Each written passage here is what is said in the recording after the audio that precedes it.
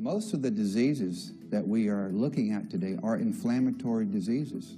Asthma is one, cardiovascular. The ones I've talked about lately, diabetes is an inflammatory disease.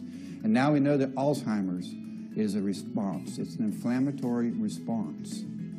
They all have the same underlying principle.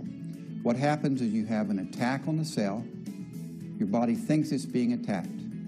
Then it sends out the troops in your body, whether it's on your skin, like in poison ivy, or your pancreas, and it starts to try to help.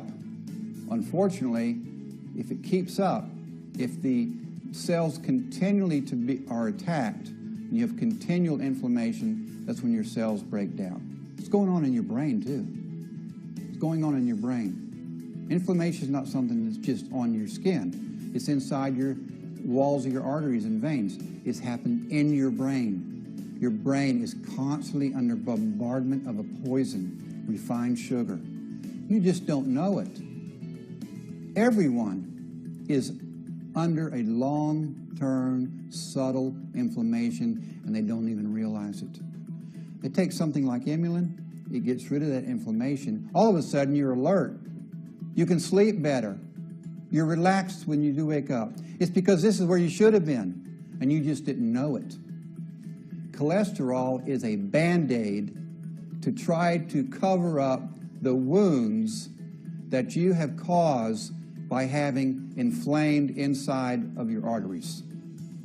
So when people tell me I've got high cholesterol, I say, well, that's just a symptom. You've just got Band-Aids in your body. And leads to scarring of that tissue. Wounds, micro cuts, micro abrasions. Your body sends out cholesterol as a bandage to cover those wounds. That's why your arteries get clogged, because it's full of bandages. Sounds kind of funny, doesn't it? But it's not that the cholesterol is the problem. Again, it's the underlying inflammation. Get rid of the inflammation, the body won't produce cholesterol. So if you take something like Emulin, which lowers blood glucose and helps the blood glucose get out of your blood into where it needs to go, like your muscle and your brain, then you won't have the inflammation. You don't have the inflammation, your body cholesterol drops because it's not needed anymore. So yes, that's why people can take Emulin and have lowered their cholesterol.